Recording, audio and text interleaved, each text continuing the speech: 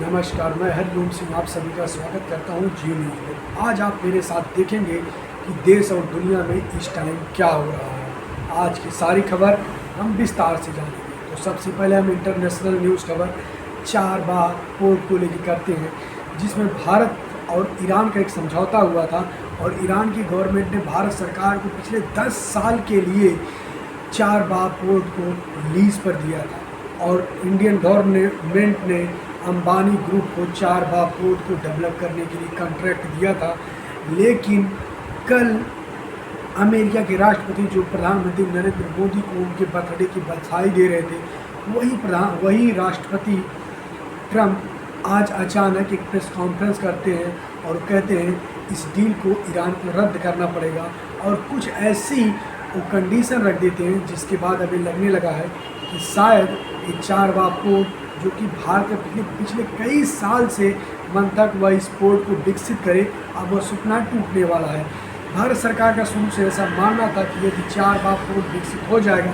तो Indian government आसानी से ईरान और अफ़गानिस्तान में अपना व्यापार कर लेगी, क्योंकि जब वो हवाई रूट से जाना चाहती है तो पाकिस्तान उसे एक्सेस नहीं देता है। तो पहली खबर रही जो 4 बार पोर्ट को लेकर के थी, भारत पाकिस्तान और ईरान के साथ साथ अमेरिका से रिलेटेड। हालांकि इसमें 3 देश मुख्य भूमिका निभाते हैं, भारत, ईरान और अमेरिका।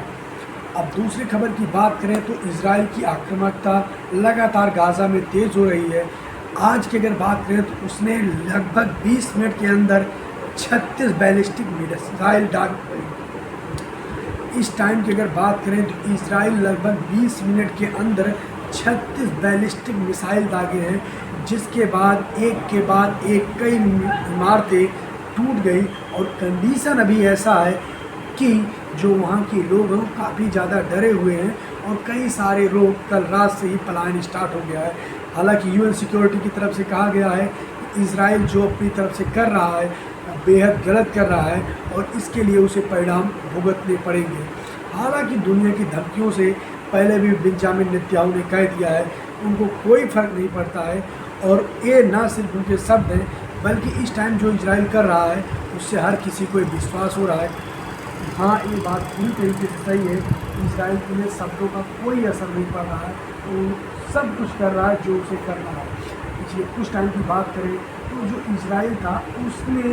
दोहा की राजधानी, कतर की राजधानी दोहा में जाकर के अटैक किया, जिसके बाद पूरी दुनिया शॉक हो गई, क्योंकि किसी ने भी यह कल्पना नहीं किया था कि जो इजराइल है वो कतर की राजधानी दोहा के अंदर भी जा सकता है बॉम्बिंग के लिए।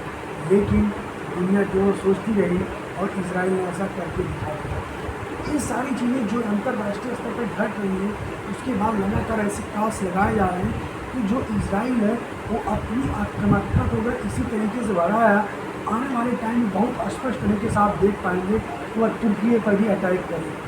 हालांकि जब से इजराइल ने दोहा में अटैक किया उसके बाद से दुनिया के तमाम सारे इस्लामिक देश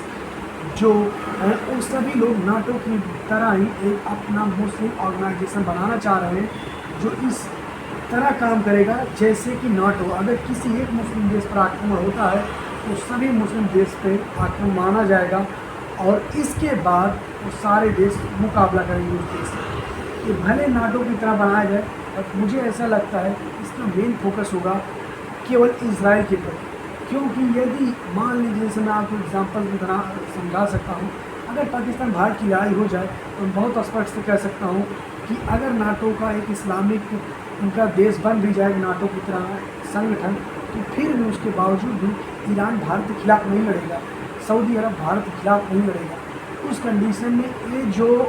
संगठन रहेगा वह टूट जाएगा। तो मुझे ऐसा लगता है कि शायद मोस्ट प्रॉब्लम अगर फ्यूचर में ऐसा कोई ऑर्गेनाइजेशन बनता है तो आप ऐसा देख पाएंगे तो भले रहेगा एक देश पे, लेकिन वो केवल इजराइल के अगेंस्ट नहीं होगा, वो दुनिया के साथ ऐसा नहीं करेगा। ये थी। और जो दूसरी खबर जो भारत के लिए चिंता पैदा करती है वो ये है कि भारत के लिए आज जो सबसे बेकार कह सकते हैं या थोड़ा अलर्ट करने वाली खबर आई है वो ये आई है कि भारत के पड़ोसी देश यानी कि पाकिस्तान और सऊदी अरब दोनों देशों ने मिल करके एक ट्रीटी पे सिग्नेचर कर लिया, जिसके तहत यदि दोनों देशों में से किसी एक देश पर आक्रमण होता है तो दोनों देश अपने ऊपर अटैक मानेंगे और इसके बाद दोनों देश की जो आर्मी है वो एक साथ आकर के लड़ेगी। इस चीज़ की पुष्टि जो सऊदी अरब की गवर्नमेंट ऑफिशियल की वेबसाइट है वहाँ से जारी किया जाता है। और इसके बाद भारत के लिए एक सोचने वाली बात पड़ जाती है कि सऊदी अरब जो भारत एक अच्छा मित्र राष्ट्र है और पाकिस्तान के साथ उसकी नज़दीकी इतने कैसी बढ़ रही हैं। तो आज थी ये पूरी दुनिया की खबर जो मेन थी, और वही सारी खबर को बताया जो भारत के लिहाज से भी इम्पॉर्टेंट है। और मैं इतना कह सकता हूँ, आज जो इंटरनेशनल खबर जो भारत से जिसका ज़्यादा कोई रिलेशन नहीं है वो ये है कि रूस और जो नाटो का थोड़ा आक्रामकता बढ़ रहा है, उसकी कंडीशन कुछ ये इस टाइप से हो गई है कि अमेरिका के साथ साथ दुनिया के कई सारे देशों के सैनिक फिलहाल पोलैंड में पहुंच चुके हैं। और उधर इसकी आक्रामकता को देखते हुए जो रूस के राष्ट्रपति व्लादिमीर पुतिन है, उन्होंने भी आज अपनी सेना प्रमुख के साथ बेलारूस और नाटो और रसिया के बॉर्डर पर अपना निरीक्षण किया और वहाँ पर अपनी आर्मी का वो किया। और सबसे बड़ी बात जो इस टाइम रूस में हो रहा है, जिसकी चर्चा पूरे देश में हो रही है,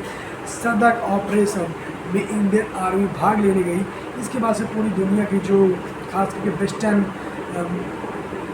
करके जो वेस्टर्न आउटपुट है और जो वेस्टर्न न्यूज़पेपर है, वेस्टर्न मीडिया है, वो भारत को नेगेटिव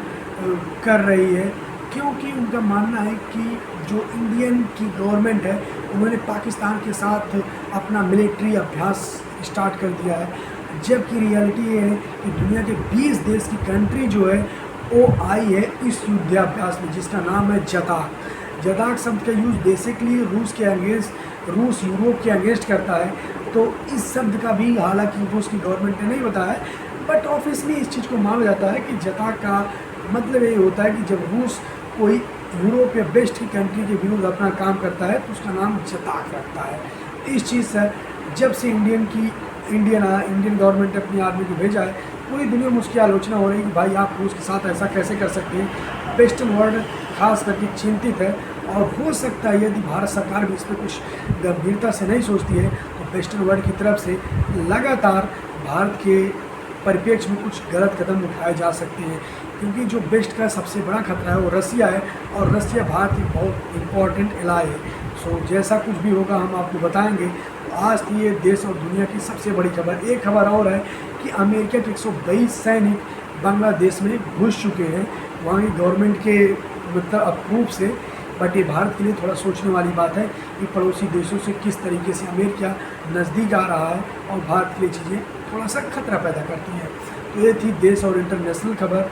और अब मैं आपसे कल मिलूँगा, तब तक के लिए जय हिंद।